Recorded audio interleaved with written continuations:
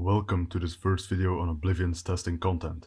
As you've already surmised from the title, this video will focus on testing worlds and test cells found left over in the files. Of course, test NPCs and other test stuff that will be encountered in these cells will also be covered, but the focus will mainly be on the world, with either another part or other parts focusing on the NPCs and creatures that didn't get featured here. And as a final note before I start, these test cells are presented fully vanilla without any mods, and my game consists only of the base game and the Shivering Isles DLC, since the other add-ons will only clutter up the test cells even more, and those differences might be interesting to cover another time. Oh, and I won't be looking at every NPC's factions, dialogue, inventory or AI, since that would just become a mess. I'll only mention those things if they're relevant to the function they're supposed to test. So, without any further ado, let us go to Toddland. Toddland is one of the many unique world spaces made for testing. In case you're not familiar with what exactly is considered a world space in Oblivion, well, for example, all of the outside map is considered to be a part of the world space Tamriel.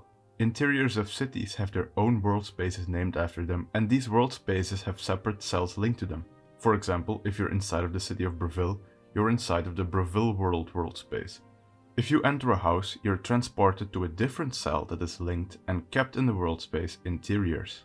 Toddland, being just a test world, isn't that intricate of course.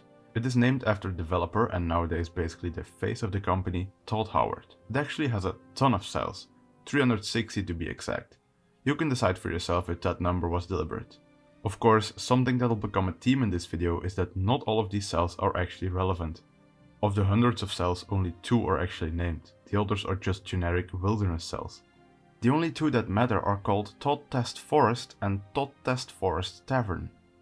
Before I talk about those cells, let me talk about the world in itself for a second. While the name Toddland doesn't really specify any function, Todd Test Forest seems to be more on the mark. This may have once been a test map to check how dense forest could be made without the game's performance hampering. In all these cells, and only in these cells, can we find instances of Test.3, Test.302 and Test.303.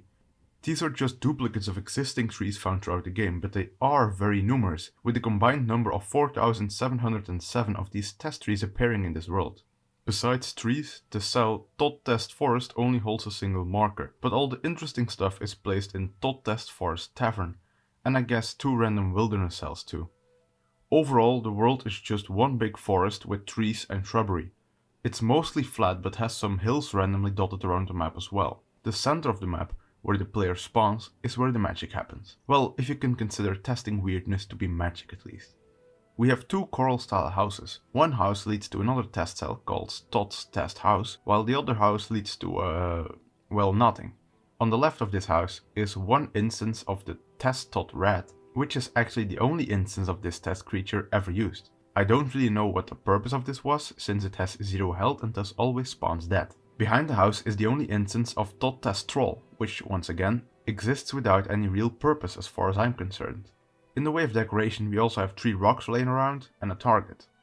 And we have 2 more test creatures as well. First is the only instance of Test Todd Dremora Helm, simply known as Dremora Test in game. Seems to just be another fodder test enemy. And the last one is just a horse internally known as Test Horse Skeleton.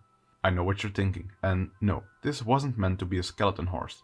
The base model for a horse is just known as Skeleton, so this creature was probably just used to check if their horse model worked properly.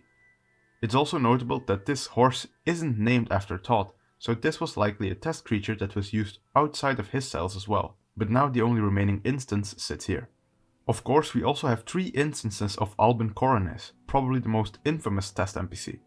Alban is known for appearing in promotional trailers, promotional screenshots, and even being used as an enemy in the E3 demo. He is also notable for another reason, but we'll get to that in a moment. What you may not know is that there are actually 3 versions of Alban, all of which are basically identical. They all wear a set of elven armor, but one version uses a steel warhammer, another uses an elven longsword, and the third uses an elven longsword as well as an elven shield. Their internal names just specify their equipment. While Alban generally seems to be a fodder enemy, he does have one special trait. Or well, at least the version with the shield does. This version is placed in multiple of Todd's test cells and is actually connected to a test quest. Internally known as Test Todd Quest, Todd's Test Adventure seems to have been a quest that started inside of Todd's Test House. As the first quest stage reads, I must walk around and test everything. First I should go into the forest outside the Todd Test Room. The only other quest stage reads, I have completed all of Todd's testing, everyone was very happy. But it's unclear what exactly the player was meant to do to accomplish this, as there isn't much else left over of the quest. What it does have though, is leftover testing dialogue, which you all might know was voiced by Todd Howard himself. What? That really pisses me off.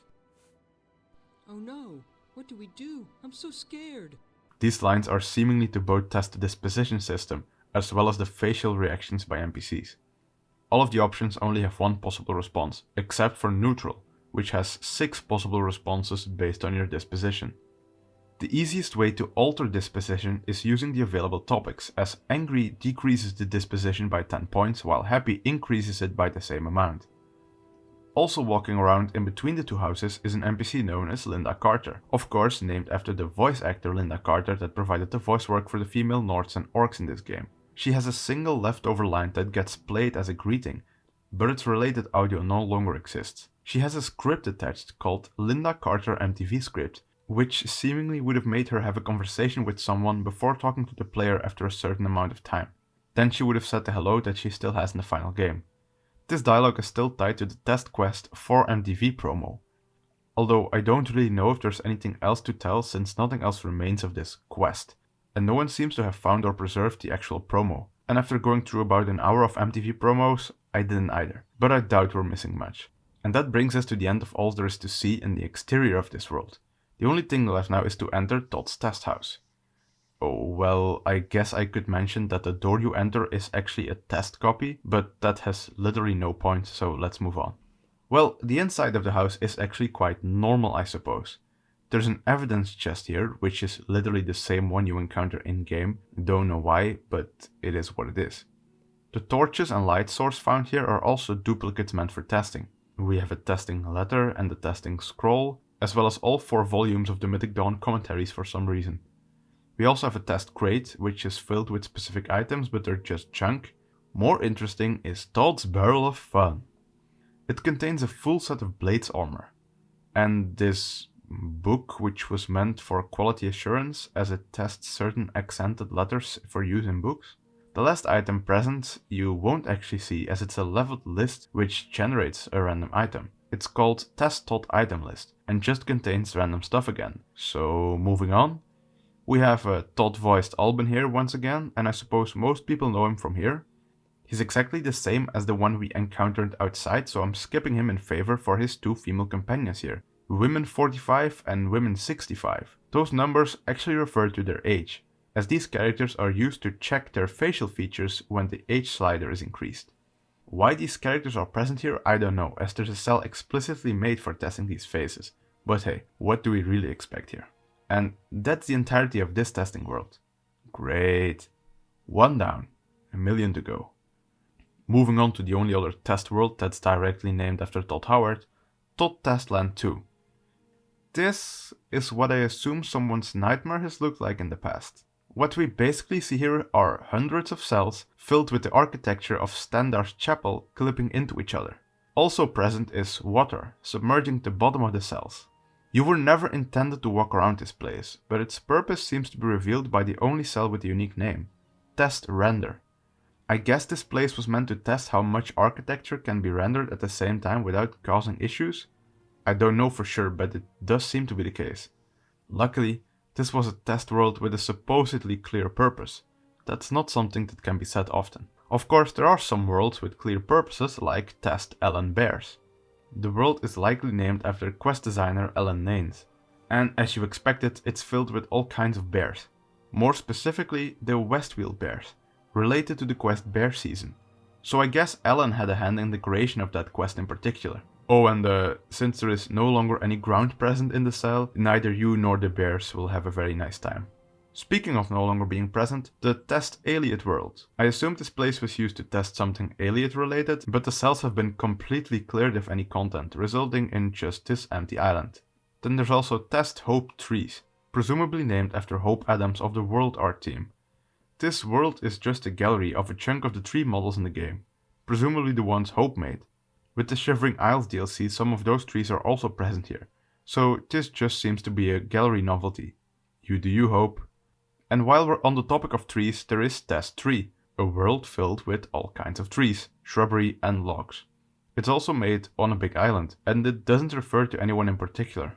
If you haven't noticed it yet, the base Oblivion cells focus more on general testing and art testing, while for example the test cells of the Shivering Isles DLC don't have to worry about that and mostly focus on testing enemies. What do I mean by this? Well, we have a test Bellywog world, which is just a barren plain with some bellywogs on it. Test Creatures Grumite world is more fleshed out, as it seems to have actually been made into a cool little battlefield. It features, of course, Grumites, but they actually have someone to fight against other than the player, and that's a test NPC called Bruce. Bruce doesn't really fare all that well since it's a pretty one-sided battle, but oh well. Bruce is probably named after quest designer Bruce Nesmith, but internally this NPC is called Test Juan, which refers to character artist Juan Sanchez, so I suppose it was Sanchez that created the character. It's notable that Bruce is actually a vanilla test NPC, but he goes unused there normally. The Shivering Isles test cells gave him a new purpose, however. And yeah, it does seem to be the case that every creature added by the DLC has such a test cell. Skinned hounds, which are referred to as skeletal hounds here, elytras, flesh atronachs, the gatekeeper variants, gnarls, hungers, shambles, skellons, which are referred to as merc dwellers here, and even Jiggalag himself. The only world with anything worthwhile is the Elytra one, as that one once again uses some test NPCs. But after so many barren lots, let's go back to the more interesting test stuff. This is Test Region, and I'm a big liar because this is just basically another barren cell. It's also one of the few with an actual name, since its internal name, Test Region, doesn't tell us much. Its actual name, Test Dementia Region Gen, does fill in the blanks. This cell was used to test the region generation in Dementia. So yeah, another simple Shivering Isles test cell. But now we're actually going back to the more interesting testing stuff of the base game, and I'm keeping the best for last. First up is Test X Ruin, which is just a barren plot with some exterior ruined architecture, probably used to test how one could best use these meshes to decorate ruins and the like. Or maybe this was just used as another gallery. There's not much that indicates either way. Then, in the same vein, there's also Test Fort Ruins X Warehouse, and as you could have guessed, this world contains many exterior pieces for fort ruins. Now for something that you may not know about these warehouse cells. They are named that because, like in real life, they're meant to store stuff that can easily be taken out again. In this context, the developer responsible made a couple of arrangements for ruins so they could copy-paste them into the game without painstakingly starting from scratch every time. Which is also why so much of it looks identical. One of the cells internally refers to Robert W, which there are two listed in the game's credits, but I assume this particular Robert W was Robert Wisniewski, who was on the dungeon art team. Seems fitting. Some cells are also literally named after the buildings they were made into in the final game. Fort Caractacus and Fort Grief are two such examples. Then there's also a reference to a wizard's tower, which doesn't seem to actually reference Frostcrack's Spire, but rather Fotis Aaron's tower. Oh, and I should probably also mention that there are runestones present in this map. They don't really serve a purpose, but since they're often found near forts, they were probably also copied from this warehouse. And then there's Test Mat, a world filled with, well, with a lot. I suppose due to its contents that it's named after lead artist Matteo Carafano, although there are some more mats listed in the credits. If I had to tell you what exactly this world was used for, I suppose it was meant to showcase all the architecture for Coral, so that it was easier for artists to notice any mistakes before using the assets in the actual world. And when I say Coral architecture, I mean it, as almost everything you see in the final game is here, from the houses to the signs to the castle. And then there's also the same thing going on, but for wilderness architecture, like the way shrines and the statues you encounter at Daedric shrines, or those in other cities. And then there's also a lot of foliage. All in all, this world seems to be a blend of artist gallery and asset warehouse. Very cool, but not as cool as our last entries. Test Gregtown. First off, I don't think it's named after any developers. Maybe it's a combination of the name Greg with the G name as well, but I can't confirm any of that. But what does this world have? That's a good question. This is definitely one of the most crazy testing worlds around, as it really feels like a bunch of shit barely glued together by someone having fun, but having to actually work at the same time. The result is this. Your starting location is mostly normal, at least for test cell standards. You're in the middle of a circle consisting of 7 Bruma-style houses, and nearby is a copy of Cloud Ruler Temple. Also in the middle of this circle is a lit brazier and one of the most well-known testing weapons, the Mace of Doom. Now, I knew about the Mace of Doom. I did not know about its internal name. Test Enchant LOTR, otherwise known as Test Enchant Lord of the Rings. I mean, wow. I know Oblivion had some inspiration from that IP, but just throwing in the acronym full stop, that's just really blatant, even for a test cell. Some other notable things include the fact that it doesn't have an icon setup, which is why you see the purple missing texture square here. Seeing as it's a testing weapon, its stats are completely overpowered like you'd expect. Oh, and it's also marked as a bladed weapon instead of a blunt weapon, because that stuff doesn't matter for testing weapons. The last cool thing about the mace is that its enchantment is named Test Greg LOTR. And I'm not going to point out the reference again, but this name does seem to imply that this enchantment, and by that extent this mace, was made explicitly for this testing world. Oh, and you probably already guessed it, but the mace seems to have been created in order to test weapon enchantments. Now, for the houses, only 3 of the 7 will actually lead you to somewhere. The big house will lead you to a cell known as Bruma House Test. This is actually an early version of Banelin's house, with the majority of the functions being the same as in the final game. Even the Minotaur head for the Dark Brotherhood quest is already present here, although it can be activated. The second house is a mid-class house, which will lead you to Test House Bruma Mid. The door is owned by actual Bruma resident Jagasta, but besides that, this is indeed just a test for Bruma house decoration, as it appears to be. Now, the last house seems to do the same thing. It's a middle-class house which takes you to a cell called Tester House Bruma Mid. But what this one actually takes you to is Nightmare Fuel. Well, not quite. To be more specific, it brings you to a dark room with some very basic Oblivion architecture with the Sigil Stone. Grabbing this Sigil Stone causes the game to really fill up your inventory with them. Although I'm not really sure what causes this, since this activator uses the same script as all the other Sigil Stones in the final game. I guess it does this because normally you would be teleported away before your inventory is filled up, but now that you remain in the cell, the game just keeps adding Sigil Stones for a while. I don't really know. As to why this Bruma house cell actually houses Oblivion structures, I guess someone just repurposed it after they were done testing Bruma stuff. And it makes sense too, as this world wasn't just for testing Bruma stuff, although a majority of it was. For example, we can also find the cell Mini Mountain 01, which is, as advertised, a small mountain. I assume it was made to practice the decorating part of mountains, as we have some snow and small rocks present. If the world builders would have had to start practicing directly on a real scale mountain of the Gerald Mountains, then it would probably be really demoralizing. And then we have Test JM Region and Test JM Region 2, both of which were used to test the general map stuff for regions in the Gerald Mountains. They just consist of mostly mountainous barren landscape with one Bruma style house present. Speaking of barren landscapes, the test cell Test Hackdirt, named after the town of Hackdirt, should you have forgotten that. This area actually houses nothing but burn decals and a test NPC known as Dewey Decimal. Dewey wears a full set of blades armor and carries a steel sword. He seems to just be a generic fodder NPC used in multiple test cells. His name refers to the Dewey Decimal classification, which I didn't know was a thing until looking it up for this video.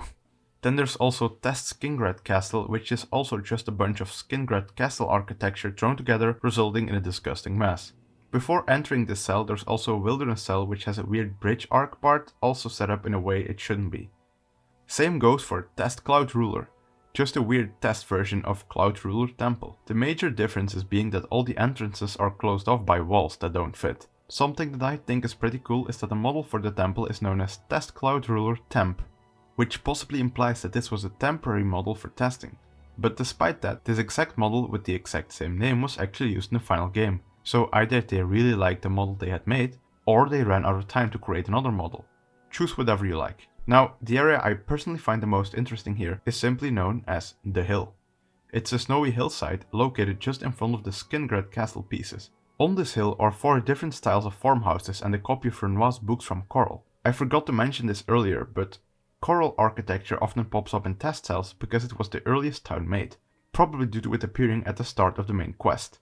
Now, what's actually cool here is that one of the farmhouses is actually enterable. It leads to a cell known as Grant's Farmhouse Interior Test, internally known as Test Farmhouse 03. All other related cells have been deleted.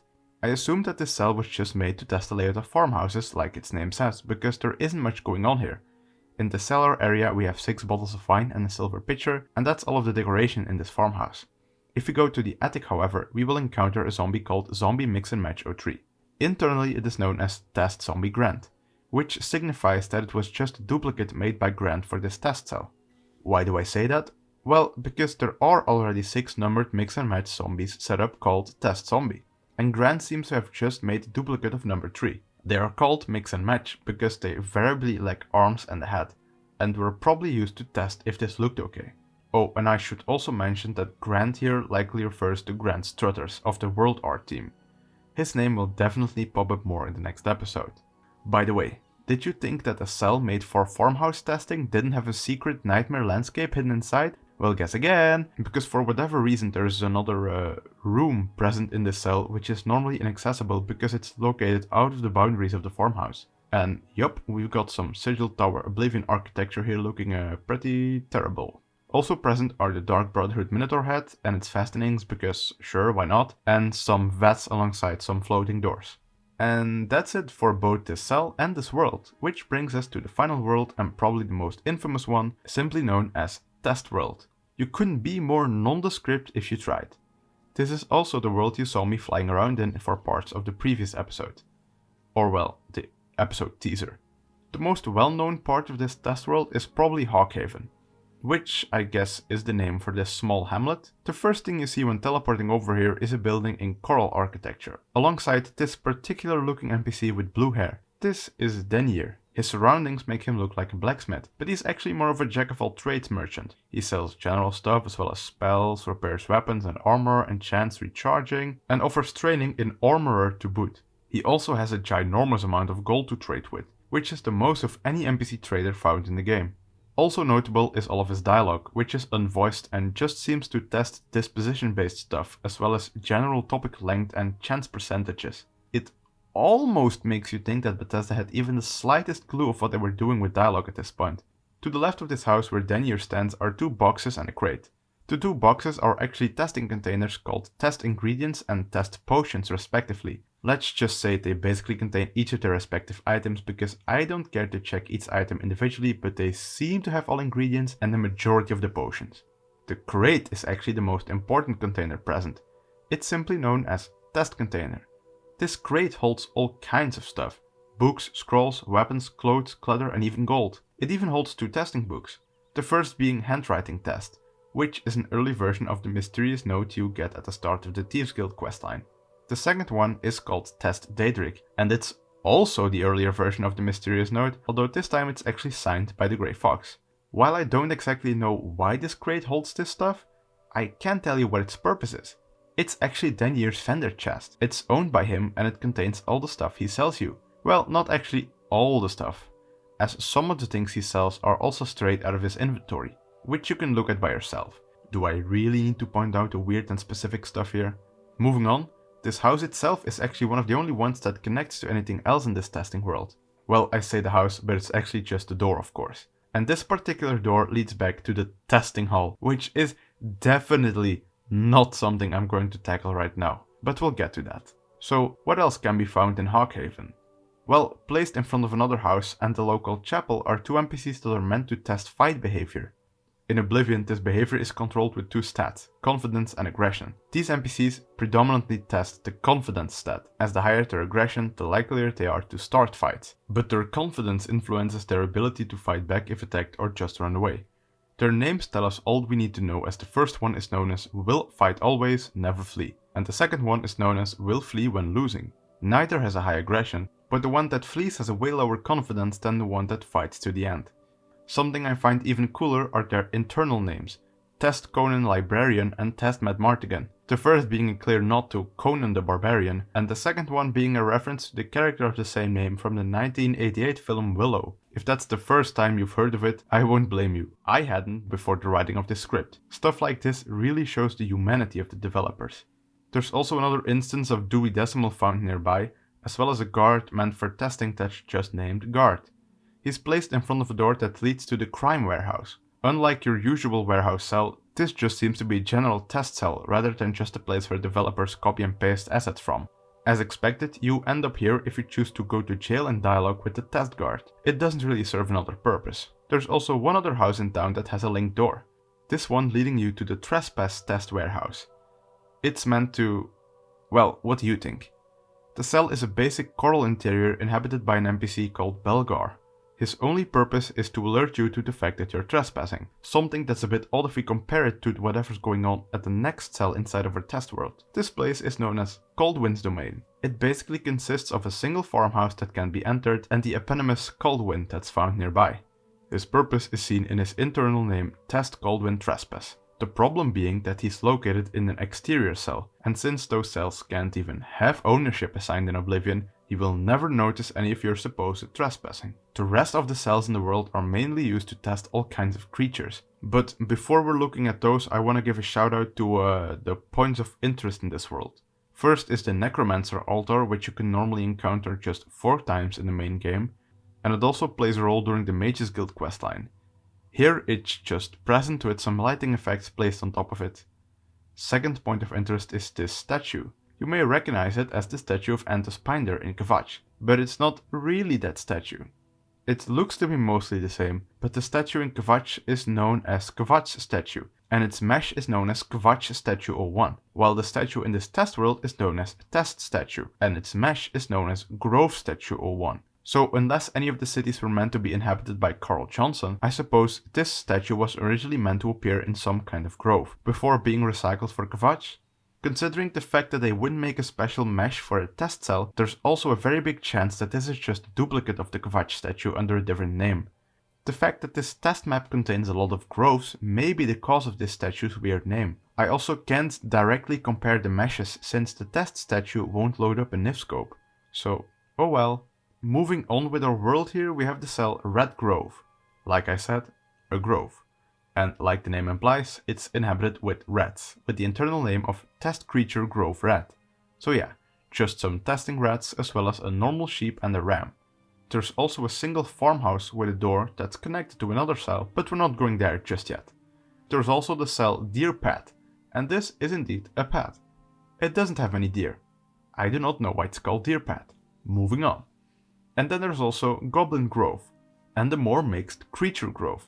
These cells are placed right next to each other, which causes a lot of havoc, as the inhabitants don't seem eye to eye.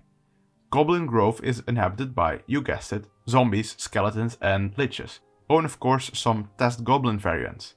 The Creature Grove on the other hand is inhabited by, well, look for yourself. Basically every creature you could want, and none of these are test variants. The skeletons, zombies and liches will fight all of the other creatures, and seeing as those will fight with themselves as well, coming here is usually just a big clusterfuck. In some nearby wilderness cells there are some test variants of some creatures, but I mean, are they really worth noting? I mean, in the slightest? There's also a wilderness cell where 3 horses spawn alongside a mountain lion, which is fun, I guess. But yeah, with all of that covered, we're basically done with this world, except for one little thing. The 4 farmhouses you saw at the groves, all of their doors are linked to a cell, and all of them lead to the same cell actually. This cell being Warehouse Creatures, otherwise known as the Creature Testing Hall. And yes, this is actually it. I know you probably can't see anything, but that's because there isn't anything to see. Well, I mean, there's some basic architecture, but the lack of a light source really diminishes the experience. And what about the creatures? Well, there are none. Besides the standard room layout, there's literally nothing here. So what was the point of this? Well, I don't know. And that is the end of part 1. I've covered all of the testing worlds and some interiors, NPCs, items and the like. Of course, that's a lie. There are actually a couple more testing worlds, but you'll see those in the next video. As well as all the interior testing cells. I hope. And I also hope you've enjoyed the video. Please let me know your thoughts in the comments below, and I'll see you next time.